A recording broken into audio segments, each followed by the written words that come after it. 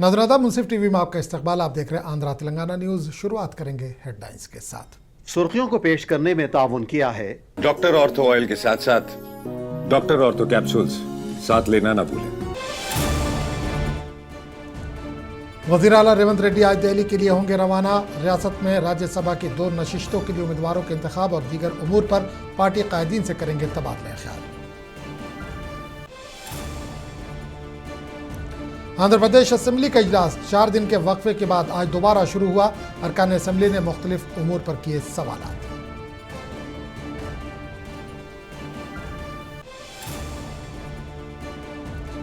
मरकजी वजीर राम मोहन नायडू ने मरकजी वजीर रेलवे अश्विनी वैष्णव से की मुलाकात। जनूबी साहली रेलवे जोन के काम में तेजी लाने की दरख्वास्त की। बीआरएस के साबिक रुकन असेंबली बी सुमन को मिली जमानत, जेल से हुए रिहा।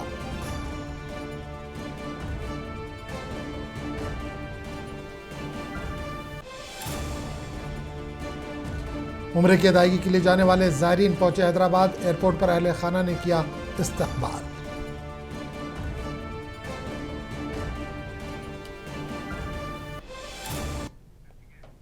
और अब खबरों की तफसील।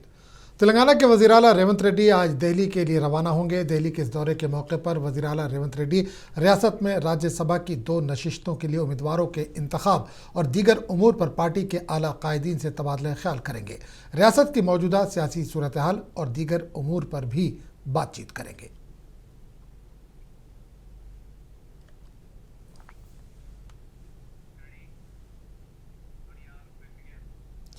आंध्र प्रदेश असेंबली का इजलास 4 दिन के वक्फे के बाद आज दोबारा शुरू हुआ। असेंबली इजलास के मौके पर वक्फे सवालात के दौरान अरकान असेंबली ने मुख्तलिफ उमूर पर सवालात किए। रियासती वज़रा ने अरकान असेंबली के सवालात के जवाब दिए।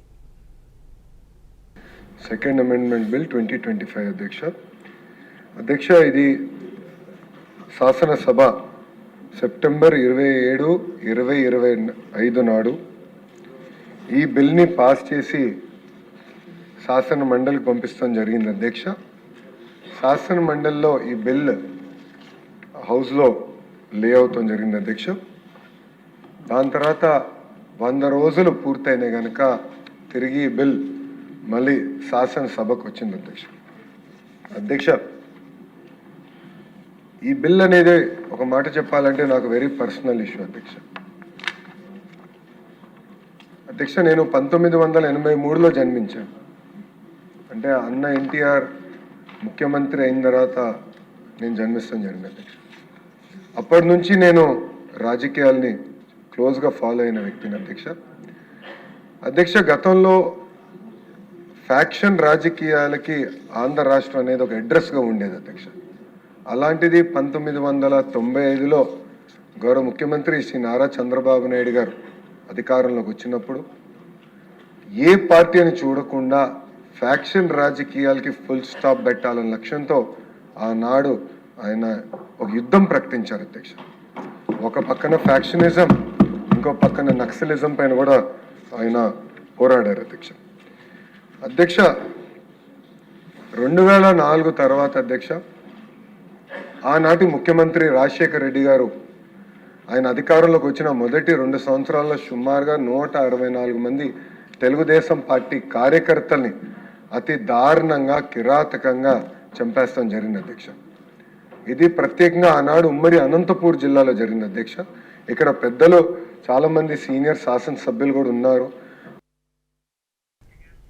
मरकजी वजीर राम मोहन नायडू ने मरकजी वजीर रेलवे अश्विनी वैष्णव से मुलाकात की। इस मौके पर इन्होंने जनूबी साहली रेलवे जोन के काम में मजीद तेजी लाने की दरख्वास्त की। इस मौके पर श्रीकाकुलम ज़िले के मुख्तलिफ कलीदी प्रोजेक्टों के साथ साथ आंध्र प्रदेश में मुख्तलिफ खिदमात पर तबादला ख्याल किया गया।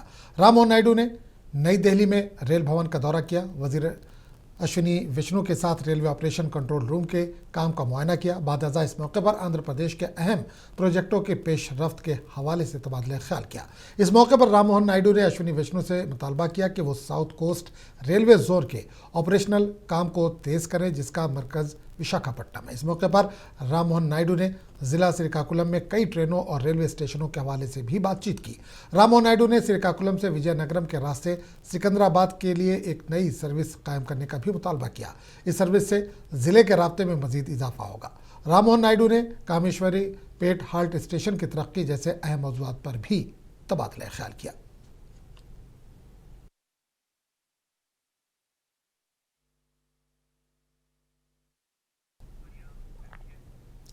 बीआरएस के साबिक रुकन असेंबली बी सुमन को मंचिरियाल जिले के केता नामपल्ली म्यूनसिपल इंतखाबात के दौरान दर्ज एक केस में जमानत मिल गई है। आज वो जमानत पर जेल से रिहा हुए। इसके अलावा इस केस में गिरफ्तार दीगर बीआरएस के लीडर भी जेल से रिहा हुए। इस मौके पर बी सुमन ने मीडिया से बात करते हुए हुकूमत को तनकीद का निशाना बनाया।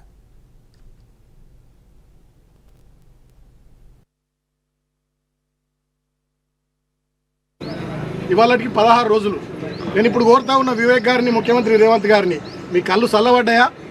మీ కక్ష తీరిందా? మీ కడుపు మంట చల్లారిందా? నన్ను జైల్లో పెట్టిరుగా 16 రోజులు.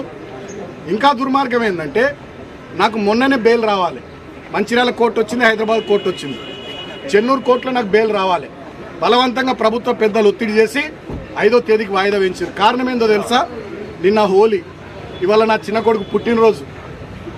ఈ రెండు సందర్భాలలో నేను నా ఇంటికాడ నా కుటుంబ సభ్యులతో ఉండొద్దనే ఒక సాడిస్టిక్ ప్లెజర్, పైశాచిక ఆనందం కొద్దీ నిన్న ఇవాళ నన్ను జైల్లో ఉంచాలని చెప్పి 5వ తేదీకి వాయిదా వేయించారు. కానీ నేను మా అడ్వకేట్లకు సెల్యూట్ చేస్తూ ఉన్నా. మా కేసీఆర్ గారు ఎప్పటికప్పుడు మానిటర్ చేసి వారికి కూడా కృతజ్ఞతలు. మా అడ్వకేట్లు మంచిర్యాలలో కానీ, చెన్నూరులో కానీ, హైదరాబాద్లో కానీ. वाईएसआर कांग्रेस पार्टी के लीडर व साबिक रुकन असेंबली श्रीकांत रेड्डी ने वाईसीपी के सीनियर लीडर अंपाटी राम बापू पर हुए हमले की सख्त मजम्मत की। इन्होंने इस हमले को जमहूरियत पर एक ना मिटने वाला दाग करार दिया। इन्होंने कहा कि हमले में मुलविस अफराद के खिलाफ अब तक कोई कार्रवाई ना होना काबिल अफसोस है। इन्होंने हमले में मुलविस अफराद के खिलाफ सख्त कार्रवाई पर जोर दिया। ఎంతో అనుభవం ఉన్నటువంటి వ్యక్తి ఒక పార్టీకి ప్రాధాన్యత వహిస్తూ దుష్ప్రచారం చేస్తున్నటువంటి ఒక సంఘటన పైన ఇది సరైనటువంటిది కాదు, ఈ సంస్కృతి మంచిది కాదు, ఇది తీసేయండి అన్నటువంటి ప్రజాస్వామ్య పరంగా అడిగి తీకపోయిగా ఆయన వేరే కార్యక్రమానికి పార్టీ పిలుపు మేరకు ఇచ్చినటువంటి కార్యక్రమంలో పాల్గొనడానికి వెళ్తే చరిత్రలో ఎన్నడూ జరిగినటువంటి దారుణమైనటువంటి దాడి తన పైన ఉసుకొలిపి అక్కడికక్కడి గుమికూడి తనను అనరాని మాటలతో మాట్లాడుతూ ఇష్టం వచ్చినట్టు తన వెహికల్ పైన దాడి చేస్తున్నాడు మనం అందరం చూసాం. ఈ పెనుగులాట, ఈ తోపులాటలో ఏంటి మీ దౌర్జన్యం అన్నటువంటి మాటలు మాట్లాడడం జరిగింది. తిరిగి ఇంటికి వచ్చిన తర్వాత ఆ పెనుగులాటలో జరిగినటువంటి సంఘటనలో అనుకోనటువంటి మాట ఒకటి వచ్చింది. అది ఒక అనుభవరీత నాయకుడు కాబట్టి దానికి తగ్గటువంటి అది తప్పుగా వచ్చినటువంటి పదము అన్నటువంటి మాట కూడా మాట్లాడిన తర్వాత కూడా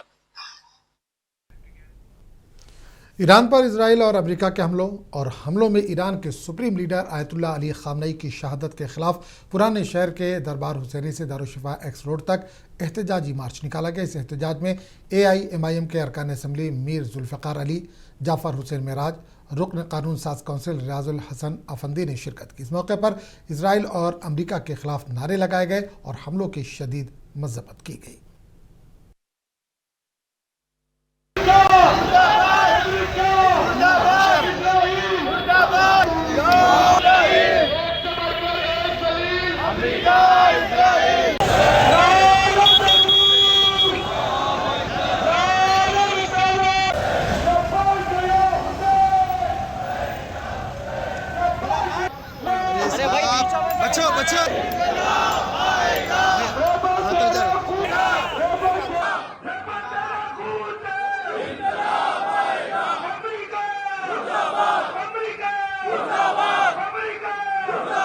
जानते हैं वो स्कूल और मदरसे में पढ़ रही थी।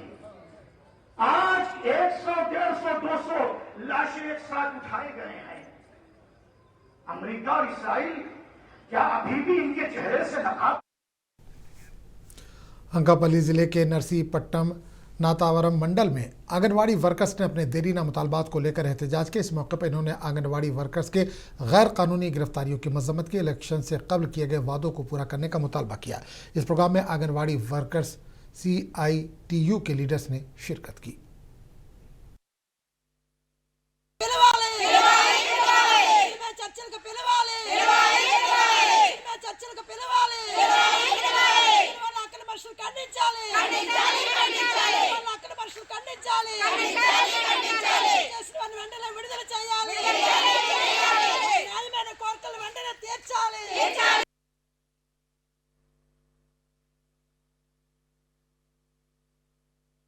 ఈరోజు అంగన్వాడీలు నిరసన చేయడానికి ప్రధాన కారణం నిన్న రాష్ట్ర వ్యాప్తంగా పిలుపు ఉంది. అంగన్వాడీలకు ఇచ్చిన హామీలు ఏవైతే ఉన్నాయో గవర్నమెంట్ అవి ఇప్పటికీ కూడా ప్రభుత్వం ఏర్పడి సంవత్సరంకి ఎక్కువయింది. అయినా సరే కానీ ఇచ్చిన మాట పక్కన పెట్టి ప్రభుత్వం నిమ్మక నీరెట్టినట్టు ఉంది. దీనిపై మేము శాంతియుతంగా ధర్నా చేయాలని చెప్పేసి మేము ధర్నా చౌక్కి నిన్న విజయవాడలో చేయడం జరిగింది. ఆ ధర్నాని విచ్ఛిన్నం చేయడానికి ఎక్కడికక్కడ మహిళా కార్మికులని కూడా చూడకుండా అంగన్వాడీల పట్ల అత్యంత నిరంకుశంగా ప్రభుత్వం వ్యవహారం చేసింది. అది చాలా దుర్మార్గం. ఎందుకంటే సాయంత్రం లైట్లు ఆర్పేసి అక్కడ టాయిలెట్స్ పడగొట్టేసి మహిళలు కూడా టాయిలెట్స్కి వెళ్తాము అని చెప్తే సిగ్గిడిసి టాయిలెట్స్ కూడా వెళ్తామని అడిగితే ఆపకుండా టాయిలెట్స్ పడగొట్టేసి లైట్లు ఆర్పేసి వాళ్ళు ఏ దొంగలు, అసలు గంజాయి దొంగలా లేదంటే ఇంకొకలా వాళ్ళు ఏ హత్యలు చేశారని, నేరాలు చేశారని, ఘోరాలు చేశారని చెప్పేసి వాళ్ళకి అనుకున్న మాట వాళ్ళు ప్రభుత్వం ఇచ్చిన హామీని అమలు చేయమని చెప్పేసి అడిగిన పాపానికి ఎక్కడికక్కడ అరెస్టులు చేసి ఏ స్టేషనో తెలియదు, ఏ అడ్రస్ తెలియదు, ఒక్కరికొక్కరికి అడ్రస్ లేకుండా ఎక్కడున్నారో తెలియని ప్లేసుల్లోకి తీసుకెళ్ళి వాళ్ళు అత్యంత నిరంకుశంగా ప్రభుత్వం వ్యవహారం చేసింది. దీన్ని పూర్తిగా ఖండిస్తూ ఎక్కడికక్కడ మేము ఈవేళ రాష్ట్ర వ్యాప్తంగా అన్ని మండల కేంద్రాలను కూడా ఈ నిరసన కార్యక్రమాలు చేపట్టున్నాం. ప్రభుత్వం ఒకటి గుర్తుపెట్టుకోవాలి, అంగన్వాడీ సంగతి మీకు తెలుసు, గతంలో ఏం జరిగిందో మీరు ఏం చూసారో ఇదే మళ్ళీ పరిస్థితి రిపీట్ అయితే మళ్ళీ మీ ఈ గవర్నమెంట్ కూటమి గవర్నమెంట్ ఏదైతే ఉందో ఆ కూటమి గవర్నమెంట్ ఇంటికి పంపించే పని అంగన్వాడీలు చేస్తామని చెప్పేసి ఈ సందర్భంగా మేము अदोनी में हज़रत सैयद शाह ताहिर क़ादरी रहमतुल्लाह अलैह की मस्जिद में गुलामान लावाली की जानिब से मुक़द्दस माह रमज़ान के ज़िम्न में नमाज तरावी में 3 रोज़ा शबीना का अहतमाम किया गया। गुलबर्गा से ताल्लुक़ रखने वाले सैयद राक़िब पाशा हफिज़ुल्लाह ने नमाज तरावी में रोज़ाना 10 पारों की तिलावत की। इस मौके पर मस्जिद में रूह परवर मनाज़िर देखे गए और खुसूसी दुआएं भी की गई। मस्जिद कमेटी और गुलामान लावाली के मुताबिक 2005 से यानी 21 सालों से यहाँ 3 रोज़ा शबीना का अहतमाम किया जा रहा है।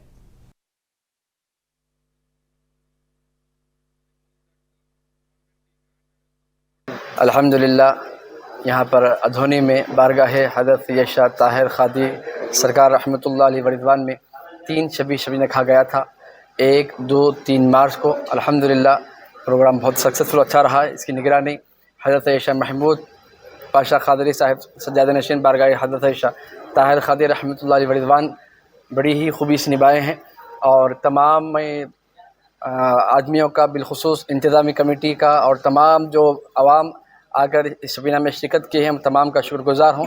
अल्लाह ताला आप सबको जज़ाए खैर अता फ़रमाए। अल्लाह ताला के बारगाह में दुआ है कि अल्लाह ताला इस शबीने को जो कुरान शरीफ पढ़ा गया है अपने बारगाह में क़बूल मंजूर फरमाए। जो कुछ इसमें गलती हुई है सुनने में और पढ़ने में अपने फज़ल व करम से माफ़ फरमाए। व सल्लल्लाहु तआला अला खैरि खल्क़ि सय्यिदना मुहम्मदिन मअदिल जुदी वल करम व अला आलिहि व अस्हाबिहि बारिक वसल्लम बिरहमतिका या अरहमर राहिमीन वल्हम्दुलिल्लाहि रब्बिल आलमीन। अस्सलामु अलैकुम वरहमतुल्लाहि वबरकातुहू। अल्हम्दुलिल्लाह शबीना ख़त्म हुआ है। मैं आप साहब का हमारे सैयद शाह राक़िब पाशा क़ादरी का बहुत बहुत शुक्रगुज़ार हूँ कि आपने हमें मौका दिया कुरान शरीफ सुनने का। ये आपका दूसरी मर्तबा है हमने सुन दिया और हम चाहते हैं कि जब जब हम बुलाएं और साहब आएँ और हम सुनते रहें और अल्लाह ताला इसको कबूल फरमाए। मैं गुलामान लावाली अतार फयाज़ क़ादरी अस्सलामु अलैकुम वरहमतुल्लाहि वबरकातुहू। 21 साल से जो शबीना सुनाया जा रहा है और ये बात आपको मालूमात के लिए ये करें 2005 से शबीना अदोनी में हर साल मनाया जा रहा है। 21 साल हुए हैं, लिहाजा जो जिसको मालूम नहीं है वो आइंदा साल ताहिर शाह क़ादरी बारगाह में आकर समात कीजिए। अस्सलामु अलैकुम। हैदराबाद के बेगम बाजार में होली जोश खरोश के साथ मनाई जा रही है। आवाम ने एक दूसरे पर रंग डालकर रिवायती जोश खरोश के साथ होली मनाई। आवाम ने कहा कि होली मोहब्बत, भाईचारे और यकजहती का पैगाम देती है।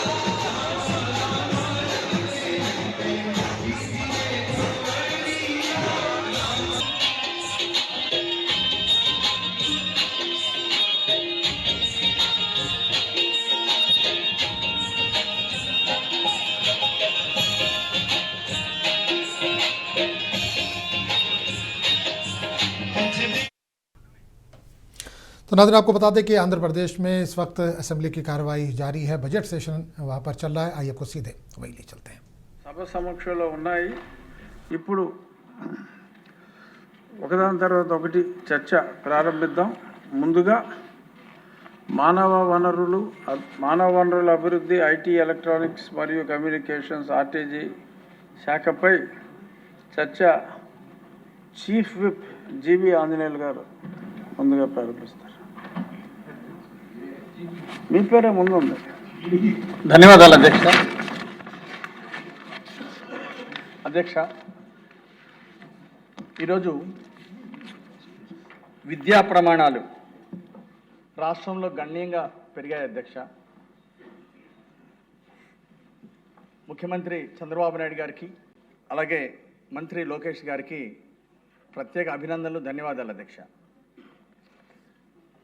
గతంలో రాష్ట్రం ఎక్కడో 19వ ర్యాంకులో ఉంది అధ్యక్ష, గత పాలనలో, వైసీపీ పాలనలో. ఈరోజు 3వ స్థానానికి ఎగబాకాం అధ్యక్ష. నాణ్యమైన విద్యలో దేశంలో ఏపీ స్థానం ఈరోజు 3వ స్థానానికి వచ్చాం. తప్పనిసరిగా భవిష్యత్తులో దేశంలోనే నంబర్ 1 స్థానానికి ఎదగటమే లక్ష్యంగా ఈరోజు ముందుకెళ్తుంది అధ్యక్ష ఈ ప్రభుత్వం.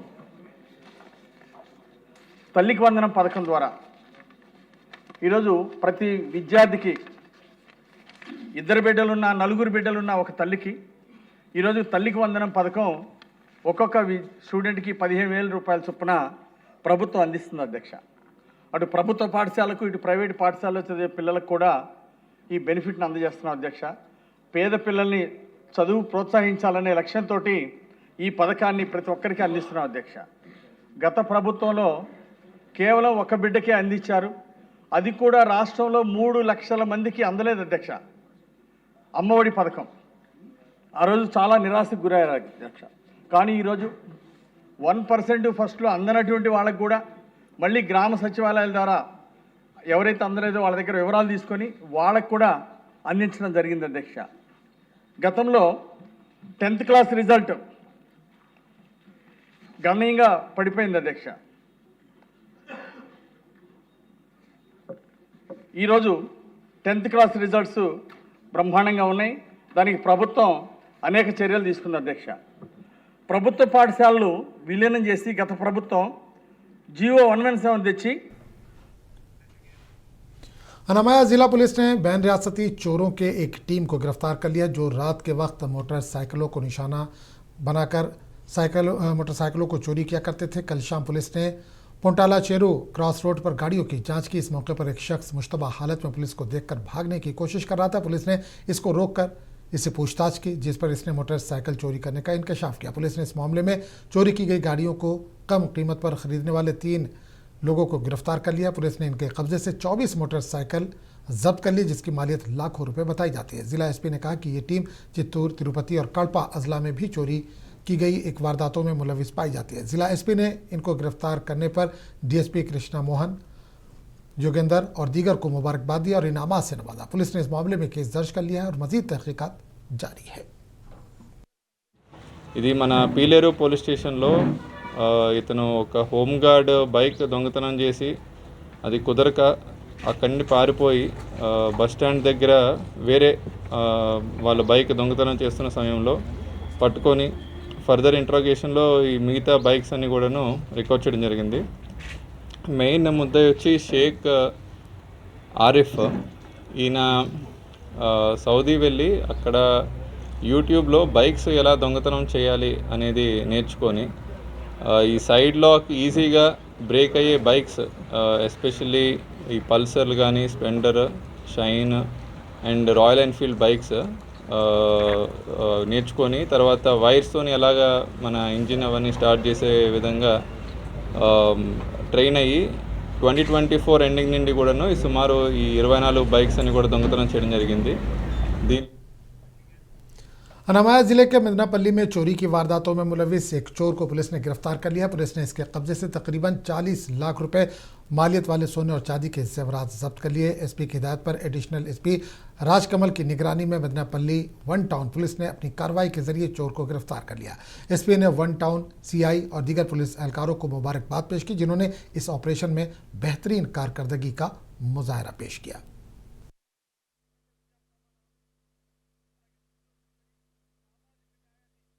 మదనపల్లి టౌన్లో జరిగిన లాస్ట్ ఒక day house break and property theft సంబంధించి మనం డీప్గా ఇన్వెస్టిగేషన్ చేసి సీసీటీవీ ఫుటేజెస్ డౌట్ లొకేషన్స్ ఇవన్నీ కూడా అనలైజ్ చేసి ఒక ముద్దాయిని పట్టుకొని ఎంటైర్ గోల్డ్ అండ్ సిల్వర్ ఏదైతే లూజ్ అయిందో 200 గ్రామ్స్ గోల్డ్ మరియు 1 kg వరకు సిల్వర్ అంతాను కూడాను ఇంటాక్ట్ రికవర్ చేయడం జరిగింది।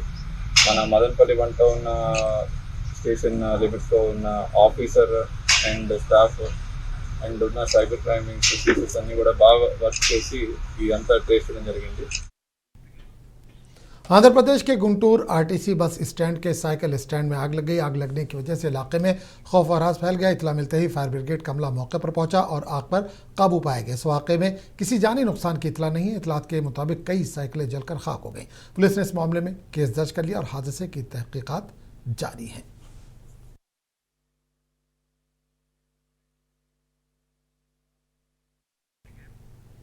इधर हैदराबाद के बाजूपल्ली में फर्नीचर की दुकान में आग लग गई। आग पूरी दुकान को अपनी लपेट में ले लिया। आग लगने की वजह से इलाके में खौफ हरास फैल गया। रेस्क्यू टीमें और फायर ब्रिगेड की गाड़ियां मौके पर पहुंची और आग पर काबू पाया। किसी जानी नुकसान की इतला नहीं, जबकि माली नुकसान बहुत ज्यादा हुआ है।